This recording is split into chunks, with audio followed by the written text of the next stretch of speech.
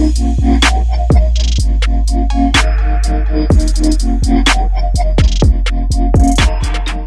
guys, Dr. Dex here. Welcome to part 2 of our video series on how to install Regal Ideas Picket hand railing. And if you have ever had your heart beat, then click that subscribe button, because this is going to make your heart beat a little bit faster, pump a little more blood in your system. And while you're getting more oxygenated blood in your system, click that bell icon as well, because that's just going to help you all in general. So thanks for watching. I really appreciate it. All right, so what we've done so far is we've gotten our posts installed. We got our layout figured out, and we showed you how to install them, my advice on how to do that. So now, step 2 in the process of doing your railing is putting up your side rails, top and bottom. So we're going to assume that these two posts have been plumb, leveled out, everything's good to go. So what I do is I take my measurement, always take your measurement from the bottom of your posts, okay? So you're gonna take the measurement from post to post, and you're gonna subtract 1/2 inch. Let me show you why. Inside of these tracks, and inside of these brackets, there's little welds. These welds are about 1/4 inch, so a little bit of 1/4 inch or less. So if you subtract 1/4 inch per side, that's 1/2 inch. So if I take my measurement in between my posts is 40 1/8. Okay? So if I subtract 1/2 inch, I need to cut my side rails at 39 5/8. So that's what I'm going to do right now. I'm going to cut my side rails 39 5/8. Now, Regal Ideas, they sell 8-foot, 10-foot, and 12-foot sections of top and bottom rail. All right? So I just happen to have a section of 8-foot right here. I'm going to open it up, cut my measurement, and then we'll come back and we'll make this happen. Usually what I do is I just open it up from the end. Everybody does this a little bit different, but when you open it up, you'll see that the top rail is pretty much inside the box, and the bottom rail is inside of the top rail. So if you just pull this out, now I only need a certain amount of this, so I think I'm just going to cut it like so. Everything's wrapped in plastic. So I've seen guys do this where they actually cut the top rail inside, or they cut the bottom rail inside of the top rail. I'm not going to do that today, just for safety's sake. All right, I'm just going to set that off separate. One thing I want to mention right now is if you're putting your, now the Regal rail sections, the picket railing, you can span up to 8 feet without post support, which I usually go about every 6 feet, just for my own personal reasoning. But if you're laying your posts out and you have exactly 8 feet in between posts, you're not going to make it, because the post, the rail length is actually 93 inches.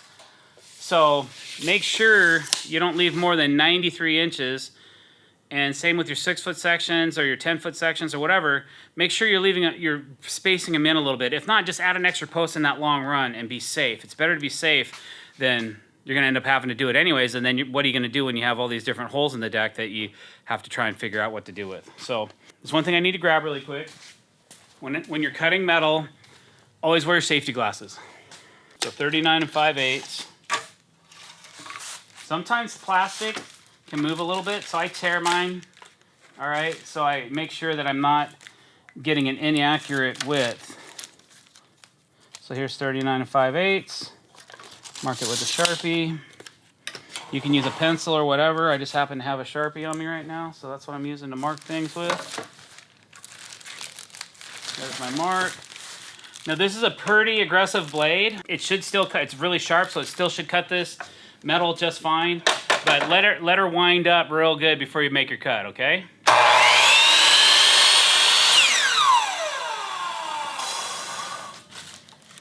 All right, there's my top rail. 39 5/8. If you're going to be making a lot of cuts in your aluminum, I do suggest using a higher tooth blade than this. But for today, we're just getting by, so lesser tooth is okay as long as it's sharp. If it's been cutting a lot of lumber and wood, sometimes that can impede the clean cut of your aluminum. One of the cool things about Regal Ideas is that everything is hidden, okay? So here's my bottom rail. Okay, let me show you how difficult it is to install this. So now your top rail can be a little bit trickier because I've already installed all of the screws in the posts, so they're all tight. So I'm not probably, sometimes we can flex the posts and get them in. Phil does that a lot. But I'm going to just loosen these up on one side a little bit. And what that just did was it just made this post go out of plumb. But watch this. See, now I can flex it, okay? So now what I'm gonna do is I'm gonna take the top rail, I'm gonna stuff it in one side all the way, and then I'm gonna pull this side open. All right, see, now there's a lot of play in there, right? So I'm gonna tighten these screws back up now that I got my top rail in. All right, now we're closer to plumb. Wow, we're very plumb because, so now, technically, I should have the same measurement up here that I do down here. This is gonna be much more accurate and where we wanna be close to width on. Okay, so I'm gonna tell on myself, here we go. Just remember, this table's not level or plumb or square or anything, so I'm kind of winging it. So I got 40 and an eighth. 40 and an eighth, maybe 40 and an eighth plus. And up here I got 40 and an eighth. Now I'm not lying to you. Check it out. Okay, so in my book, that's pretty good. Okay, so we got our top rail in, we got our bottom rail in. We got 40 and an eighth here, we got 40 and an eighth there. What's next? Got to fasten these bad boys in, okay? Now, for all intensive purposes, you are on the inside of the deck. I am on the outside of the deck. We only have to put one screw per connection point to lock this stuff in. We don't have to put fasteners on both sides. So we prefer not to put any fasteners on the inside of the deck where you're going to be sitting and looking out. We'll keep this side clean. We're just going to put fasteners on the outside. To be a little bit more visual today, I'm using silver screws instead of black screws because I just want you to see where I'm putting them and how and why, okay? So I gotta grab a bit because I didn't prepare. Always prepare when you're doing your videos, and then things like this won't happen to you. Okay, so Regal Ideas. One thing I didn't talk about in the previous video, when you first start doing your layout, some retailers will just sell you the product straight up. You just walk in and buy what you need.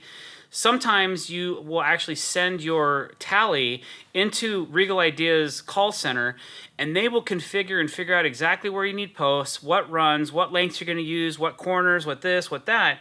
And it's very helpful when you're going on a more complex project and you're like, okay, where do I start with this big bundle of product? So they're going to send you all the screws, the legs, the fasteners, everything you need to install this rail system, right? Okay. So just for visual, again, like I said earlier, we're using silver screws. Now come around to the back side of the deck, and this is where I install my screws. I don't know if you can see it, but on these posts, I don't know if you can see this, there's two lines on the bracket. I'm going to come in about an inch. I'm going to center this up. I'm going to center my screw right on the middle or the bottom line, in the middle of the bottom bracket. I'm going to install this.